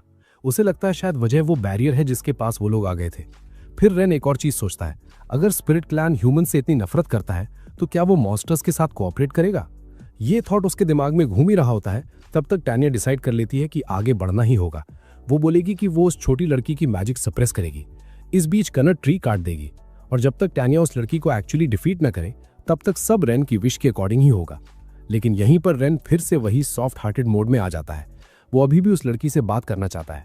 ये देखकर कनत और टानिया दोनों स्पीचलेस हो जाती हैं, मतलब level of naivety of the charts. पर फिर भी उन्हें रेन की काइंडनेस के साथ चलना पड़ता है। वो पहले वाली लड़की जब उन्हें दोबारा आते हुए देखती है तो और ज्यादा गुस्सा हो जाती है और सीधा उन्हें चेस करने लगती है। रेन की बातों को इग्नोर करते हुए वो तुरंत एलिमिनेशन टाइप मैजिक एक्टिवेट कर देती है। कनत और टानिया डेंजर सेंस करके आगे बढ़ने ही वाली होती हैं, पर रेन उन्हें रोक देता है। रेन को लगता है कि वो इन अटैक्स को झेल सकता है और वो पीछे नहीं हटने वाला, क्योंकि वो एक बीस्ट टेमर है। अगर वो सीरियसली फेस करे तो इमोशंस क्लियरली कन्वे हो सकते हैं। इसलिए रेन उन अटैक्स के लिए उस लड़की को ब्लेम नहीं करता, और ये देखकर वो खुद सरप्राइज हो जाती है। सोरा को समझ ही नहीं आता कि ये बंदा क्या कर रहा है, और वो पूछ लेती है कि क्या वो सच में ह्यूमन है भी या नहीं, क्योंकि उसे डर था कि ये भी उन लोगों जैसा निकलेगा जिन्होंने उसका घर बर्बाद किया था। रेन ये गारंटी तो नहीं दे सकता कि वो परफेक्ट है, पर वो दिल से चाहता है कि सोरा उन पर ट्रस्ट करे, कि वो उन्हें नुकसान नहीं पहुंचाएगा। सोरा काम रहती है, उसकी बातों में नहीं आती और फिर से एक एरो चला देती है। इस बार कनत और टानिया टाइम पर रोक लेती हैं। दोनों रेन के बिहाफ पर एक्सप्लेन करने लगती हैं कि वो बुरा इंसान नहीं है। उन्हें आपस में आर्ग्यू करता देखकर सोरा को लगता है कि ह्यूमंस ही नहीं, ड्रैगन क्लैन और स्पिरिट कैट क्लैन भी इक्वली स्ट्रेंज है, क्योंकि उसने पहले कभी ऐसे लोग देखे ही नहीं थे। फाइनली सोरा बैठकर बात करने के लिए अग्री कर जाती है। रेन जब बताता है कि वो शील्ड ऑफ ट्रूथ ढूंढने आए थे हीरो टीम के लिए और बैरियर में फंस गए, तो सोरा रिवील करती है कि यह बैरियर उसने खुद बनाया है और वो उन्हें तोड़ने नहीं देगी, क्योंकि ये बैरियर स्पिरिट क्लैन के विलेज जाने वाला रास्ता सील करता है और वो अपने क्लैन को डेंजर में नहीं डाल सकती। पर टैनिया पॉइंट आउट करती है, तो फिर तुम मॉन्स्टर्स को कवर कर रही हो। सोरा कामली रिप्लाई करती है कि इस फॉरेस्ट के अंदर शील्ड ऑफ ट्रुथ है ही नहीं, सबसे डीप एरिया में सिर्फ स्पिरिट लैंड के विलेज का रास्ता है। शील्ड ऑफ ट्रुथ तो स्पिरिट लैंड के पास सेफ रखा हुआ है। अब सबको समझ आ जाता है हीरो टीम को मिसलीड किया गया था। सोरा ये भी बोलती है कि अगर डीमन लॉर्ड को हराना है तो वो शील्ड लैंड कर देगी। फिर वो कुछ मोमेंट्स के लिए गायब हो जाती है और जब वापस आती है तो हाथ में एक बड़ा सा शील्ड होता है, बिल्कुल एक्सप्रेशनलेस फेस के साथ। रेन ऑनेस्टली शॉक्ड रह जाता है। चाहे वो ह्यूमन से नफरत करती हो, पर मॉन्स्टर्स को वो और भी ज्यादा हेट करती है। यहाँ पर तीनों को बिना किसी फाइट के शील्ड मिल जाता है और वो कुछ रिटर्न में देना चाहते हैं, पर सोरा मना कर देती है। वो बताती है कि शील्ड ऑफ ट्रुथ पहले से ही स्पिरिट क्लैन और पुराने हीरोज के बीच एग्री हुआ था और वो बस उसी प्रॉमिस को फॉलो कर रही है। शील्ड लेने के बाद तीनों सोरा को थैंक्स बोलते हैं और सिटी की तरफ निकल पड़ते हैं। उनकी सिल्हूएट्स दूर जाते हुए लगता है जैसे सोरा कुछ कहना चाहती हो। रेन नोटिस कर लेता है और वापस मुड़कर पूछता है। सोरा हेजिटेट करती है। क्लियरली वर्ड्स निकालना मुश्किल हो रहा था, क्योंकि अगर वो ज्यादा बोलेंगी तो रेन का ग्रुप उसकी हेल्प करेगा और फिर वो उनके पर्सनल मैटर में इन्वॉल्व हो जाएंगे। इसलिए वो पहले मना कर देती है, पर रेन बीच में ही बोल पड़ता है चाहे कितना भी डेंजरस हो, उन्हें कोई प्रॉब्लम नहीं है। टैनिया और कनत भी इमीडिएटली बोल देती हैं कि वो फुल सपोर्ट देंगे। अब जब सोरा को फील होता है कि ये लोग ट्रस्टवर्दी हैं, तो वो फाइनली सच बता देती है। उसकी एक ट्विन सिस्टर है जिसका नाम रेना है। दोनों का नेचर बिल्कुल ऑपोजिट था, पर बॉन्ड काफी स्ट्रांग। ये दोनों बैरियर के गार्डियंस थे जो स्पिरिट क्लैन के विलेज तक जाता था। जॉब थोड़ा बोरिंग था, पर जब सिस्टर्स साथ होती थी सोरा काफी हैप्पी रहती थी। पर एक दिन जब सोरा का ग्रुप बैरियर के बाहर थोड़ा काम से गया, वहीं उनका इनकाउंटर एक मॉन्स्टर से हो गया जो खुद को डीमन लॉर्ड कहता था। भागने की कोशिश की पर पकड़े गए। फाइट करनी पड़ी, पर ना सिर्फ वो जीत नहीं पाए बल्कि रेना उस मॉन्स्टर के हाथ लग गई। उसका नाम था डार्क नाइट। डार्क नाइट एक सी रैंक मॉन्स्टर था। नॉर्मली स्ट्रॉन्गेस्ट क्लैन के लिए ऐसा एनिमी इम्पॉसिबल नहीं था, पर इस बंदे की एबिलिटी सुपर अनोइंग थी। वो मैजिक अटैक्स को नलिफाई कर देता था, मतलब सिर्फ फिजिकल डैमेज काम करता। और spirit clan pure magic based species है, इसलिए दोनों के बीच में कंपैटिबिलिटी बिल्कुल जीरो थी। सोरा के अकॉर्डिंग डार्क नाइट का मेन गोल ही यही था, स्ट्रॉन्गेस्ट क्लैंस को एक एक करके खत्म करना। उसने सोरा को ऑर्डर दिया था कि अगर वो रेना को जिंदा देखना चाहती है तो फॉरेस्ट बैरियर हटा दे, पर वो इस डिमांड को मान ही नहीं सकती थी, क्योंकि उसे पूरे स्पिरिट क्लैन की सेफ्टी डेंजर में आ जाती। अकेली सोरा कुछ नहीं कर पाई, इसलिए वो विलेज चीफ के पास मदद मांगने गई। लेकिन चीफ ने कोल्ड वॉइस में कह दिया कि रेना को भूल जाओ, बैरियर के बाहर जाना दोनों बहनों की केयरलेसनेस थी। ये बात सुनकर तानिया को भी लगा कि विलेज चीफ काफी हार्टलेस है। अब सोरा के सामने इम्पॉसिबल चॉइस थी, एक तरफ अपनी बहन की लाइफ और दूसरी तरफ पूरा विलेज। ये सब सोच सोचकर वो टोटली ब्रोकन हो चुकी थी। जब रेन ने उस छोटी लड़की को इतना उदास देखा तो उसने बिना हेजिटेशन बोला कि वो रेना को रेस्क्यू करने में हेल्प करेगा। ये सुनकर सोरा इतनी ग्रेटफुल हो जाती है कि सीधा उसके सीने से लगकर रोने लगती है। डार्क नाइट ने सनसेट से पहले बैरियर हटाने का अल्टीमेटम दिया था। अगर नहीं हटाया तो रेना सेफ नहीं रहेगी। इसलिए रेन का ग्रुप बिना टाइम वेस्ट किए उसकी तरफ निकल पड़ता है। सोरा भी साथ जाना चाहती थी, पर रेन उससे जेंटली मना करता है। अगर वो दिखी तो डार्क नाइट समझ जाएगा कि उसने बिट्रेल किया है और शायद रेना को हार्म कर दे। उस रात उन्होंने अपनी आंखों से डार्क नाइट को देखा और उसके साथ साथ रेना ऊपर बंधी हुई थी। तीनों ने चांस देखते ही चार्ज कर दिया। पहले मैजिक से उसका अटेंशन डाइवर्ट किया, फिर कनीत सीधा दौड़कर उसके सर पर फिजिकल ब्लो मारती है और तुरंत बाद रेन उसके स्टमक पर फुल फोर्स पंच देता है। पर इतना सब होने के बाद भी वो मॉन्स्टर गिरा नहीं।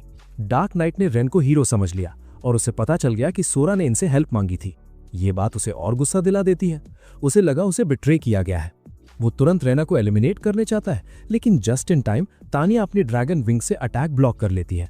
वो रेना को फ्री करती है और उसे लेकर पीछे हट जाती है, बाकी दोनों पर फाइट छोड़कर। अब डार्क नाइट रेज मोड में आ जाता है। उसकी हर मूव डिस्ट्रक्टिव होती जा रही थी। रेन को तब समझ आता है ये बंदा स्पिरिट क्लैन के विलेज तक अकेला घुस पाया क्योंकि उसके पास डीमन लॉर्ड से मिला हुआ मॉन्स्टर पावर है। रेन को इंस्टेंटली फील होता है ये गुड साइन नहीं है। अगर ये फाइट लंबी चली तो पूरा फॉरेस्ट डिस्ट्रॉय हो जाएगा। इसलिए वो कनीत को ऑर्डर देता है, उसकी मूवमेंट रोको और फुल पावर से पंच मारो। कनीत थोड़ा हेजिटेट करती है। उसे लगता है उसका पंच शायद काफी ना हो, पर फिर भी वो रेन की बात मानता है। इसी वक्त रेन खुद टेम्पररी कॉन्ट्रैक्ट बनाने लगता है ताकि काउंट बीस को दोबारा बुला सके। उसे पता था कि वो बीस डार्क नाइट को पैरालाइज नहीं कर पाएंगी, पर थोड़ा डिस्ट्रैक्ट कर देना भी इनफ था ताकि कनीत फिनिशिंग हिट मार सके। रेन कनीत पर स्ट्रेंथनिंग मैजिक कास्ट करता है और उसकी पावर और भी एम्पलीफाई हो जाती है। बिल्कुल जैसे रेन ने प्रेडिक्ट किया था, वो एक पंच डार्क नाइट को सीधा वैनिश कर देता है। कनीत खुद भी सरप्राइज हो जाती है इतनी इंसेन स्ट्रेंथ फील करके। रेन एक्सप्लेन करता है कि ये बीस्ट टेमर्स का स्पेशल स्किल होता है जो थोड़ी देर के लिए किसी की नेचुरल पावर बूस्ट कर देता है। पहले उसके पास इतनी माना नहीं थी, पर अब तानिया से मिला ड्रैगन पावर यूज कर पाया। इसी वक्त तानिया भी वापस आती है, रेना को सेफली गोद में उठाए हुए। वो भी शॉक थी क्योंकि स्ट्रेंथनिंग मैजिक एक लॉस्ट टाइप टेक्निक मानी जाती है और रेन ने वो कैजुअली यूज कर ली। रेन बस ऑकवर्ड सा सर स्क्रैच करके बोलता है, पता नहीं, नेचुरल सा आ गया। सब रिलीफ और हैप्पीनेस में आ जाते हैं। लड़ाई की आवाज से रेना जाग जाती है और फाइनली दोनों बहनें सोरा और रेना रीयूनाइट हो जाती हैं। सोरा टीयरफुल वॉइस में थैंक्स बोलती है। अगर रेन का ग्रुप ना होता तो रेना को क्या क्या सहना पड़ता वो सोच भी नहीं सकती थी। पर ये सब बस रेन के इमेजिनेशन में था। रियलिटी में तो दोनों बहनें नॉर्मल हो जाती हैं, फिर से आगे और बिकर करते हुए। रेन को लगता है फेसेस सेम हो सकते हैं, पर पर्सनालिटीज बिल्कुल हेवन एंड अर्थ डिफरेंस वाली हैं। फिर वो डिसाइड करती है कि वो यहाँ गार्ड बनकर नहीं रहना चाहती। सोरा तो स्पेशली उन लोगों के साथ रहना नहीं चाहती थी जो उसकी बहन को अबैंडन करने को रेडी थे। दोनों आउटसाइड वर्ल्ड देखना चाहती थी, सिर्फ फॉरेस्ट में बंद रहकर नहीं। ये सुनकर कनीत उन्हें इनवाइट करती है रेन के ग्रुप के साथ ट्रैवल करने के लिए। तानिया को भी कोई ऑब्जेक्शन नहीं होता। रेन थोड़ा वरिड होता है कि ह्यूमन पार्टी के साथ वो कंफर्टेबल रहेंगी या नहीं, पर सोरा शाइली बोलती है, क्या उसने नहीं कहा था कि ह्यूमंस में गुड और बैड दोनों होते हैं? बाकी लोग कैसे हैं उसे नहीं पता, पर रेन के साथ वो एडवेंचर पे जाना चाहती है। ये सुनकर रेन भी स्माइल करता है और उनका वेलकम कर लेता है। फिर दोनों बहनें भी डिमांड करती हैं कनीत और तानिया जैसे कॉन्ट्रैक्ट बनाने की। स्पिरिट क्लैन को कमांड करना रेन के लिए थोड़ा ट्रिकी लगता है क्योंकि हर स्पीशीज का स्ट्रक्चर अलग होता है। बेसिक टेमिंग मेथड यूज हो सकता था, पर स्पिरिट क्लैन उसके लिए नेक्स्ट लेवल चैलेंज था। फिर भी रेन फोकस करके कॉन्ट्रैक्ट मैजिक एक्टिवेट करता है और ट्राई करता है कि सोरा और रेना दोनों को एक साथ बाइंड करे। काफी मुश्किल के बाद कॉन्ट्रैक्ट सक्सेसफुल हो जाता है, लेकिन स्ट्रॉन्गेस्ट क्लैंस के साथ डबल कॉन्ट्रैक्ट बनाना उसे काफी ड्रेन कर देता है और रेन थक कर वहीं गिर जाता है। लकीली दोनों बहनें सोरा ने रेन को संभाल लिया। ये सीन देखकर कनित और तानिया थोड़ी जेलस हो जाती हैं। कमीशन कंप्लीट करने के बाद रेन खुद हीरो ग्रुप के पास जाता है। वो शील्ड ऑफ ट्रूथ ऊपर उठाता है और ये देखकर सब लोग शॉक रह जाते हैं। एरियोस अभी भी इरिटेटेड था क्योंकि रेन ने सिर्फ 2 दिन में काम निपटा दिया, जबकि उन्होंने पूरा 1 हफ्ता लगा दिया और फिर भी फेल हो गए। उसे तो ये तक लगा कि शील्ड फेक है। रेन ज्यादा आर्ग्यू नहीं करता, बस कहता है खुद वेरीफाई कर लो। मीना शील्ड पर मैजिक वेरिफिकेशन करती है और प्रूव हो जाता है कि वो 100% जेन्युइन है। एरियोस फिर भी मान नहीं पाता। तब उसकी नजर 2 नए चेहरों पर पड़ती है और वो क्यूरियस हो जाता है। रेन तुरंत उसके आगे खड़ा हो जाता है और कहता है उनकी तरफ ध्यान मत दो। लकीली रेन ने पहले ही उन दोनों को विंग्स हाइड करने को बोल दिया था, क्योंकि अगर पता चल जाता कि स्पिरिट क्लैन के लोग ह्यूमन टाउन में आए हैं तो पूरा शहर हिला जाता। उसके बाद रेन अपनी पेमेंट डिमांड करता है। कमीशन कंप्लीट होने के बाद रेन अपने मन में डिसाइड कर लेता है कि वो फ्यूचर में इस ग्रुप से कभी इन्वॉल्व नहीं होगा। तब अचानक एगिस रेन को बुला लेता है और पूछता है क्या वो टीम में वापस आना चाहेगा। ये सुनते ही एरियोस भड़क जाता है और एगिस को डांट देता है। एगिस बोलता है सबको मिलकर सोचना चाहिए। रीसेंट इवेंट्स देखकर क्लियरली पता चलता है कि रेन का सपोर्ट कितना इंपॉर्टेंट है। थोड़ी देर डिस्कशन होती है और कोई अपोज नहीं करता। फिर एगिस वापस रेन के पास जाता है और बोलता है कि वो उसकी रेम्यूनरेशन और ट्रीटमेंट इंप्रूव करेंगे और फिर से उसे टीममेट के रूप में वेलकम करना चाहते हैं। लेकिन जब वो कैजुअली बोल देता है कि पास्ट पर मत जाओ, रेन 1 सेकंड के लिए रुक जाता है। उसे फील होता है ये लोग बिल्कुल नहीं बदले। रेन को लगता है वो कितना स्टूपिड था। इसी मोमेंट पर कनित का ग्रुप आगे बढ़ता है और रेन का मोराल बूस्ट करता है। कनित अपना हाथ आगे बढ़ाकर कहती है हम यहीं हैं। जब रेन थोड़ा हेजिटेट करता है, एगिस फिर ट्राई करता है। बोलता है अगर डीमन लॉर्ड को हरा दिया तो स्टेटस, फेम और ढेर सारा पैसा मिलेगा। पर रेन के लिए ये सब मैटर ही नहीं करता। उसे चाहिए सिर्फ रियल टीममेट्स, और ये लोग अभी भी वैसे के वैसे ही थे और जो वो चाहता था वो ऑलरेडी उसके पास था। एरियोस का ग्रुप जब उसे कन्विंस नहीं कर पाता तो फ्रस्ट्रेशन में कर्स करने लगता है। सिर्फ एरियोस चुपचाप खड़ा रहता है और अपनी रेन के साथ हुई फाइट को याद करता है। वो पेन सिर्फ दर्द नहीं था, बल्कि एक ह्यूमिलिएशन था जो उसके दिमाग से जा ही नहीं रहा था। उसे यकीन नहीं हो रहा था कि एक हीरो होते हुए भी वो रेन से हार गया। एरियोस मन ही मन डिसाइड करता है एक दिन वो रेन को खुद अपने हाथों से हराएगा। इधर सब लोग क्यूरियस हो जाते हैं कि सिर्फ हीरोज ही डीमन लॉर्ड को क्यों हरा सकते हैं। रेन एक्सप्लेन करता है कि लेजेंड के अकॉर्डिंग डीमन लॉर्ड ने कभी ह्यूमंस पर रूल किया था, इतनी पावर के साथ कि कोई रेजिस्ट नहीं कर पाता था। फर्स्ट जनरेशन हीरो ने गॉड्स के साथ कॉन्ट्रैक्ट बनाया, उनका ब्लड अपने बॉडी में लिया और डीमन लॉर्ड को डिफीट करके ह्यूमंस को फ्री कर दिया। इसी से एक पीसफुल वर्ल्ड बना। सबको लगता है कि फर्स्ट जनरेशन हीरो और आज के हीरोज में जमीन आसमान का फर्क है। इसी वजह से सिर्फ वो लोग जिनके अंदर गॉड्स का ब्लड होता है अनलिमिटेड ग्रोथ कर सकते हैं और इतनी पावर एक्यूमुलेट कर सकते हैं कि डीमन लॉर्ड को हरा सके। पर कनित को लगता है कि एरियोस जैसे वीक लोग तो बिल्कुल वैसे नहीं दिखते। और सोरा भी कहती है अगर लॉजिक यही है तो रेन भी हीरो जैसा लगता है।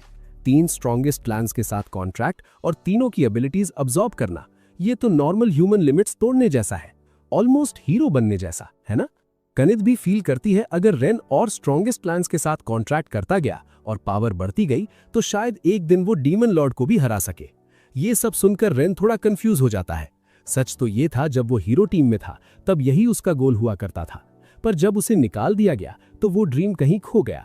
अब वो अपनी टीम के साथ खुश था, पर दिल के किसी कोने में अगर चांस मिला तो वो फाइट करना भी चाहेगा। पर डीमन लॉर्ड को हराना नॉर्मल कमीशन से बिल्कुल अलग बात थी, क्योंकि ये काउंटलेस ह्यूमन लाइफ से जुड़ा हुआ था। इसलिए वो अभी रेडी फील नहीं करता। उसे लगता है उसके पास अभी इतना राइट नहीं है कि वो ऐसा डिसीजन ले, क्योंकि आज जो वो बना है वो सबकी सपोर्ट की वजह से बना है। फिर भी वो डिसाइड करता है पहले सोचने के लिए थोड़ा टाइम लेगा और बाद में जवाब देगा। रेन को लगता है शायद यही वो मोमेंट है जब उसे अपना खुद का पाथ चूज करना होगा, और वो मोमेंट धीरे धीरे पास आ रहा है। सुबह सुबह रेन तब उठता है जब कोई कपड़ा सीधा उसके मुंह पर आकर गिरता है। आज रेन का पूरा ग्रुप साथ बैठकर ब्रेकफास्ट कर रहा होता है। सब बात कर रहे होते हैं कि सोरा और रेना के साथ कॉन्ट्रैक्ट बनने के बाद रेन की स्ट्रेंथ कितनी इंसेन लेवल तक बढ़ चुकी है। एरियोस की कमीशन से मिली पेमेंट की वजह से रेन ने सबको एक अच्छा मील ट्रीट दिया। उसके बाद उसने डिसाइड किया कि टाउन में नए इक्विपमेंट भी खरीदने चाहिए। रास्ते में दोनों बहनें सोरा रेन के आर्म्स को टाइट पकड़कर चल रही थी, क्योंकि उन्हें डर था कि कहीं उनकी स्पिरिट क्लैन आइडेंटिटी रिवील ना हो जाए। अलर्ट और कॉशियस रहते हुए अचानक टानिया के अंडरलिंग्स उनके पास आ जाते हैं। ये वही 2 लड़के थे जिन्हें टानिया ने स्टेन ब्रिज पर पीटा था और जिनकी नाक तोड़ दी थी। उनकी चमचागिरी सुनकर बिग सिस्टर टानिया का चेस्ट थोड़ा और फूल जाता है। उधर कानेट रोड साइड एक फ्रूट सेलर से बात कर रही होती है, और क्योंकि पहले उसने उसकी हेल्प की थी, सेलर उसे एक एप्पल फ्री में दे देती है। कानेट और टानिया को ह्यूमंस के साथ इतनी इजीली मिक्स होते देखकर सोरा और रूना काफी सरप्राइज्ड हो जाती है। तभी अचानक कुछ ह्यूमन बच्चे उनके सामने आ जाते हैं और दोनों थोड़ा स्टार्टल हो जाती हैं। एक छोटा सा किड रेन को छेड़ते हुए बोलता है, तुम और वाइफ्स घर ले आए क्या? ये सुनते ही दोनों बहनें शर्मा जाती हैं। बच्चों का उन्हें क्यूट कहना सोरा को और भी ऑकवर्ड फील करा देता है, पर उल्टा रूना जोर जोर से हंस पड़ती है और थोड़ा सा धमकाने का भी सोच लेती है। ऑलमोस्ट अपनी आइडेंटिटी रिवील करने ही वाली थी। लकीली रेन और सोरा टाइम पर उसे रोक लेते हैं। सोरा रूना को वार्न करती है कि अगर उसने मैजिक यूज किया तो स्पिरिट क्लैन के विंग्स निकल आएंगे, और अगर ह्यूमंस ने देख लिया तो बड़ी ट्रबल हो जाएगी। आखिरकार वो लोग टाउन के नंबर 1 वेपन शॉप पर पहुंच जाते हैं। इस शॉप का ओनर एक बैड टेम्पर्ड ड्वार्फ होता है। कानेट इस स्ट्रिक्ट से दिखने वाले ओनर से थोड़ी डर जाती है, पर टानिया को तो बस लगता है कि ड्वार्फ्स थोड़े वियर्ड होते हैं। ये सुनकर ओनर उसे साइड आई देता है, जिससे कानेट और भी घबरा जाती है। इधर रूना एक विप वेपन देखकर क्यूरियस हो जाती है। उसका लॉजिक होता है, बीस टेमर्स को तो यही यूज करना चाहिए ना, जो ओबे ना करे उसे विप करो और क्या। रूना के डार्क थॉट्स देखकर सोरा फ्रीज हो जाती है। उधर रेन एक शार्प नाइफ चूज करता है जो उसके हाथ में परफेक्टली फिट हो जाता है। उसे पकड़कर उससे एक स्ट्रेंज सा फील आता है। दिखता सिंपल है पर कुछ अलग सा लगता है। तभी एक टॉल और मस्कुलर बंदा अंदर आता है। शॉप ओनर के सामने ढेर सारे कॉइन्स फेंक देता है और बोलता है कि उसे सबसे लग्जूरियस सोर्ड चाहिए।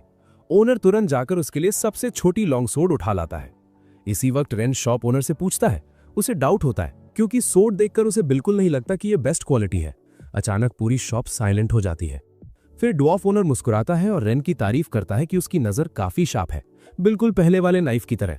यहाँ रखे ज्यादातर वेपन्स वो अपने फ्री टाइम में बनाता है, मतलब वो कस्टमर से एक्स्ट्रा चार्ज कर रहा था। ये सुनकर सोरा ड्वार्फ को दोबारा इवैल्यूएट करने लगती है। ओनर इन किड्स की बातों से थोड़ा अनॉयड होता है, इसलिए अपनी प्राइस्ड कलेक्शन दिखाने लगता है। रेन को वंडर होता है, इतनी एक्स्ट्रा ऑर्डिनरी चीजें बना सकता है फिर भी लोगों को टेस्ट कर रहा है।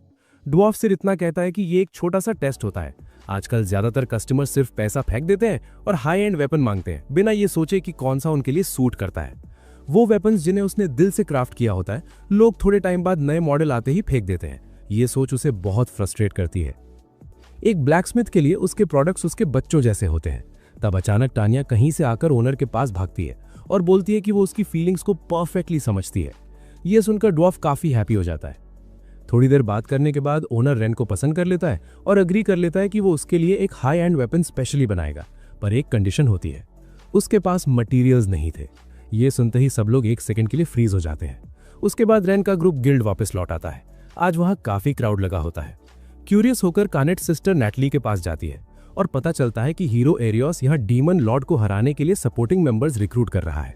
ये नाम सुनते ही रेन का फेस थोड़ा सीरियस हो जाता है, पर वो नहीं चाहता कि कानेट और टानिया वरी करें, इसलिए उनके हेड्स पर हल्का सा टैप करता है और बोलता है सब ठीक है। इसी वक्त नैटली स्पिरिट क्लैन की दोनों बहनों को नोटिस कर लेती है और ग्रीट करती है। सोरा तुरंत रेन के पीछे छुप जाती है और शाय टोन में अपना इंट्रो देती है, पर रूना कॉन्फिडेंट होते हुए आगे खड़ी होती है और अपना फुल नेम क्लियरली बता देती है। जब नैटली उनके रिलेशनशिप के बारे में पूछती है, रूना एक डार्क सा आंसर दे देती है, जिससे नैटली गलत समझ लेती है कि रेन ने छोटे बच्चों पर हाथ उठाया है। रेन को तुरंत पैनिक मोड में आकर क्लैरिफाई करना पड़ता है। उसके बाद रेन नैटली के पास एक कमीशन रिक्वेस्ट सबमिट करता है। इस रिक्वेस्ट में लिखा होता है, mister gas weapon shop owner के कहने पर मिडरान माइन की इन्वेस्टिगेशन करनी है।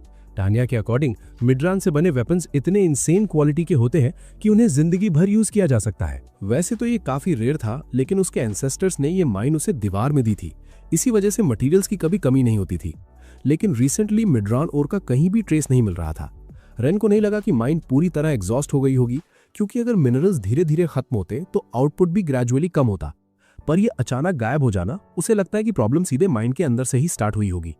उसे बोलने की भी जरूरत नहीं पड़ी, कनाट और टानिया ऑलरेडी समझ चुकी थी कि वो क्या करना चाहता है। इसलिए रेन ने ओनर को सजेस्ट किया कि उन्हें माइन इन्वेस्टिगेट करने दे। मिस्टर गैंस ने जब रेन की आंखों में पैशन और ट्रस्ट देखा तो वो तुरंत मांग गया। पेमेंट का टॉपिक आया तो रेन ने बोला उसे पैसा नहीं चाहिए, बस जो वेपन्स वो ड्वार्फ क्राफ्ट करेगा उनमें से कुछ वो खुद रखना चाहता है।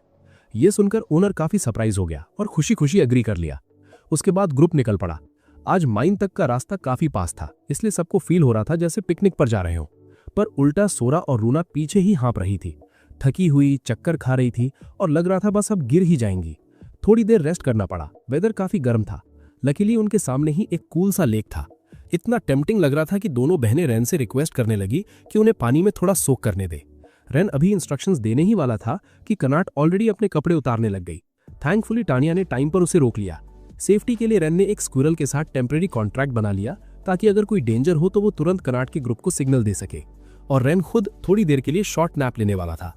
उधर लेक में दोनों छोटी बहनें पानी में मस्ती कर रही थी, जब अचानक वो अजीब सी पोज बनाकर लेग स्प्रेड करने लगती हैं। कनाट और टानिया कंफ्यूज हो जाती हैं। पूछने पर पता चलता है कि वो जानना चाहती हैं कि उनका चेस्ट इतना बड़ा कैसे हुआ। कनाट और टानिया बस हंसी मजाक में बोल देती हैं कि टाइम के साथ सब ग्रो हो जाता है। सब टीजिंग और फन चल ही रहा होता है कि तब पानी के अंदर कुछ कनाट को छू जाता है। वो जोर से चिल्ला पड़ती है। इधर रेन जो सो रहा था एकदम से उठकर स्प्रिंट करता हुआ आ जाता है, देखने के लिए क्या हुआ, पर असल में रूना ने बस अपना हाथ फिश के साथ डिप करके कनाट को डरा दिया था। रेन को ऐसे अचानक देखकर सब थोड़ा शॉक हो जाते हैं और वो शर्मा के फेस साइड में घुमा लेता है। अगला ही सेकंड उसे सिस्टर्स के सामने फॉर्मली अपोलोजाइज करना पड़ता है। अनएक्सपेक्टेडली कनाट और तानिया बिल्कुल भी गुस्सा नहीं होती, उल्टा वो काफी हैप्पी होती हैं क्योंकि रेन उनकी स्क्रीम सुनकर तुरंत भाग आया था उनकी फिक्र में। सिस्टर से माफी मिलते ही रेन का मूड भी फ्रेश हो जाता है और वो रिलैक्स्ड सा स्माइल कर देता है। आखिर काफी मुश्किलों के बाद सब लोग मिडरन माइन तक पहुंच जाते हैं। वहां एक जगह छुपकर ऑब्जर्वेशन करते हैं। रेन के हिसाब से ये जगह इलीगल माइनिंग का हब लग रही थी और जो बर्ड ऊपर आसमान में चक्कर काट रहा था वो क्लियरली अपने मास्टर को सिग्नल दे रहा था। और जैसे ही उसने सोचा वैसे ही कुछ देर बाद इलीगल माइनर्स को किसी की प्रेजेंस का पता चल गया और वो गुस्से में बाहर निकल आए। रेन समझ गया कि अब उन्हें भी सामने आकर कन्फ्रंट करना पड़ेगा। उसने सिस्टर्स से बोला थोड़ा इजी रहना, पर इजी रहना मतलब सबको एक ही शॉट में अनकॉन्शियस कर देना। इस वजह से रेन उनसे कोई इंटेरोगेशन ही नहीं कर पाया। तब सोरा ने सडनली सजेस्ट किया कि वो मैजिक से उनकी मेमोरीज देख सकती है। दोनों बहनें मिलकर उनके दिमाग में झांकती हैं और पता चलता है कि रेन का गेस बिल्कुल करेक्ट था। उन्हें इमेजेस दिखती हैं जहां ये लोग इलीगल माइनिंग कर रहे थे और ये सब एडवेंचरर्स ही थे। हेल्प करने के बाद दोनों छोटी बहनें रिवॉर्ड के तौर पर हेड पैड डिमांड करती हैं, बिल्कुल कनित और तानिया की तरह। मजबूरन रेन भी दोनों के सर पर हाथ रखकर पैड कर देता है, जिससे वो काफी हैप्पी हो जाती हैं। अब उनका नेक्स्ट स्टेप था माइंड के अंदर इन्फिल्ट्रेट करना। रेन उन्हें मेंटली प्रिपेयर रहने को बोलता है क्योंकि उनकी आइडेंटिटीज रिवील हो सकती हैं और एनिमी उन्हें स्काई से ऑब्जर्व कर रहा है। उसे पूरा यकीन था कि सामने वाली साइड पर भी कोई बीस्ट टेमर मौजूद है। जैसे ही वो माइंड के अंदर घुसते हैं एक मैजिक फायरबॉल सीधे उनकी तरफ आ जाता है। लकीली सोरा और रूना आगे खड़ी होती हैं और उस अटैक को ब्लॉक कर लेती हैं। दोनों बहनें सोच रही होती हैं कि जल्दी से सब निपटा दें ताकि रेन फिर से उनके हेड्स पैट करे। तानिया और कनित भी तुरंत ज्वाइन कर लेती हैं उनकी हेल्प के लिए, और जो एक बंदा बचा होता है उसे हैंडल करने की जिम्मेदारी रेन अपने ऊपर लेता है। इल्लीगल माइनिंग करने के बाद भी वो आदमी सरेंडर नहीं करता, नाइफ निकालकर रेन पर झपट्टा मारता है, पर फिर भी नॉकआउट हो जाता है। फिर भी वो हार नहीं मानता और एक रैंक बी मॉन्स्टर बेहीमत समन कर देता है। तानिया का ग्रुप तुरंत समझ जाता है ये बंदा मॉन्स्टर टेमर है। नॉर्मली मॉन्स्टर्स को टेम करना काफी ज्यादा एडवांस टेक्निक और मैजिक पावर मांगता है। वो बोलता है कि ये मॉन्स्टर उसे न्यू बॉर्न स्टेट से मिला था और उसने इसे खुद पाला था, इसलिए ये उस पर हॉस्टाइल नहीं होता। बेहीमत ऑर्डर मिलते ही रेन पर चार्ज कर देता है। उसकी पावर इतनी ज्यादा होती है कि सबको लगता है माइन कोलैप्स हो जाएगी। फाइट के बीच रेन सिग्नल देता है कि बाकी लोगों को पहले बाहर ले जाया जाए। बाहर तानिया सिचुएशन संभालेगी और कनित वापस अंदर जाकर रेन को सपोर्ट करेगी। रेन कनित को ऑर्डर देता है कि पहले उस आदमी को न्यूट्रलाइज करो, जबकि वो खुद बेहीमत से डील करेगा, क्योंकि मॉन्स्टर उसके कमांड्स पर ही एक्ट कर रहा था। वैसे भी अगर उस आदमी को पकड़ लिया जाए तो मॉन्स्टर को रोकना ज्यादा फास्ट हो जाता। बेहीमत के अटैक्स हैवी जरूर थे, पर पैटर्न सिंपल थे। रेन ने उसकी मूवमेंट्स क्लियरली रीड कर ली थी, इसलिए वो कोई सॉलिड हिट नहीं लगा पा रहा था। लेकिन अगर जल्दी खत्म ना हुआ तो माइन ज्यादा देर तक टिक नहीं पाएगी। उधर कनित ने फाइनली उस आदमी को चुप करवा दिया। इसी मोमेंट पर रेन के दिमाग में एक आइडिया आता है, पर उसे डाउट होता है कि वो कर पाएगा या नहीं। तब उसके दिमाग में कनित के एनकरेजिंग वर्ड्स एको करते हैं और वो डिसाइड करता है कि खुद पर बिलीव करेगा और सबको डाउन नहीं होने देगा। रेन ने बेहीमत को सक्सेसफुली टेम कर लिया और उसका कंट्रोल अपने हाथ में ले लिया। उसने उस आदमी का डोमिनियन ओवरराइड कर दिया। नॉर्मली किसी और बीस्ट टेमर का कंट्रोल छीनना इम्पॉसिबल होता है, पर रेन ने सोचा अगर उसके पास वैसी ही पावर है जैसे सब कहते हैं तो शायद ये पॉसिबल हो। वो आदमी अभी भी एक्सेप्ट नहीं कर पा रहा था कि बेहीमत उसके हाथ से निकल चुका है, इसलिए उसने दोबारा अपनी कमांड फोर्स करने की कोशिश की, लेकिन उल्टा बेहीमत ने उस पर ही अटैक कर दिया। डेंजर के मोमेंट में रेन ने तुरंत फायरबॉल से बेहीमत को नॉकआउट कर दिया। आदमी हैरान था कि वो कैसे फेल हो गया। रेन उसे समझाता है कि मॉन्स्टर्स और ह्यूमंस के बीच चाहे टेमिंग हो, हॉस्टिलिटी कंप्लीटली खत्म नहीं होती। मॉन्स्टर ने उसके अंदर का हेट्रेड सेंस कर लिया और इसी वजह से वो आउट ऑफ कंट्रोल हो गया, इसलिए रेन को बीच में इंटरवीन करना पड़ा। इल्लीगल माइनिंग ग्रुप की स्टोरी सुनकर एक और शॉकिंग बात सामने आती है। सब लोगों ने मिस्टर गैंस से वेपन्स खरीदे थे। वो वही फेक वेपन्स थे जो ड्वार्फ ओनर ने आइडल टाइम में बनाकर बेच दिए थे। जब उन्हें ये पता चला तो उन्होंने रिवेंज के लिए मिडरन चुराना शुरू कर दिया, ताकि मिस्टर गैंस दोबारा वेपन्स फोर्ज ही ना कर सकें। जब मिस्टर गैंस को ये सब बताया जाता है तो वो काफी डिस्टर्ब हो जाता है। उसे अपनी गलती का एहसास होता है कि उसने कस्टमर्स और वेपन्स दोनों के साथ डिसऑनेस्ट टेस्ट किया था। रेन उससे आर्ग्यू नहीं करता, बल्कि शांत रहकर उसके हाथ पर हाथ रखता है और बोलता है कि बस गलती सुधार लो। हर कोई गलती करता है, बस रियलाइज करके करेक्ट करना ही इंपॉर्टेंट होता है। वो एडवाइस देता है कि पहले जैसे पूरे दिल से हर वेपन क्राफ्ट करो, बस वही काफी होगा। मिस्टर गैंस इतनी उम्र में एक बच्चे से लेक्चर सुन रहा था, पर उसे गुस्सा नहीं आया। उल्टा उसने डिसाइड किया कि वो पॉजिटिव चेंज लाएगा और शुरुआत के लिए सबसे पहला स्पेशल वेपन वो रेन के लिए ही क्राफ्ट करेगा। ये सुनते ही रेन ने धीरे से ओनर के कान में विस्पर किया कि वो वेपन अपने ओन आइडिया के हिसाब से क्राफ्ट करवाना चाहता है। दोनों बिल्कुल सीक्रेटली बात कर रहे थे, जिससे कनित का ग्रुप काफी क्यूरियस हो गया कि आखिर क्या प्लानिंग चल रही है। उधर एरियोस का ग्रुप नए सपोर्टिंग मेंबर्स रिक्रूट करने में लगा हुआ था, पर उन्हें कोई भी सेटिस्फैक्ट्री नहीं मिल रहा था। एक बीस्ट टेमर अप्लाई करने आया भी, लेकिन जब पता चला कि वो सिर्फ एक ही एनिमल कमांड कर सकता है और फाइट भी नहीं कर पाता, तो एरियोस ने सीधा रिजेक्ट कर दिया। वो बंदा और भी कंफ्यूज हो गया जब एरियोस ने उससे पूछ लिया कि क्या वो स्ट्रॉन्गेस्ट क्लैन को भी कमांड कर सकता है, क्योंकि किसी नॉर्मल ह्यूमन बीस्ट टेमर के लिए स्ट्रॉन्गेस्ट क्लैन को कमांड करना लिटरली इम्पॉसिबल था। जब एरियोस ने लास्ट एप्लीकेंट को भी हटा दिया तो उसके फेस पर बोर्डम और थकान दोनों क्लियरली दिख रही थी। मीना को लगा कि सिर्फ पहले वाला ही नहीं, बल्कि बाकी जो कैंडिडेट्स आए थे उनमें से काफी लोग सपोर्ट रोल के लिए क्वालिफाइड थे, पर एरियोस किसी से भी सेटिस्फाइड नहीं हो रहा था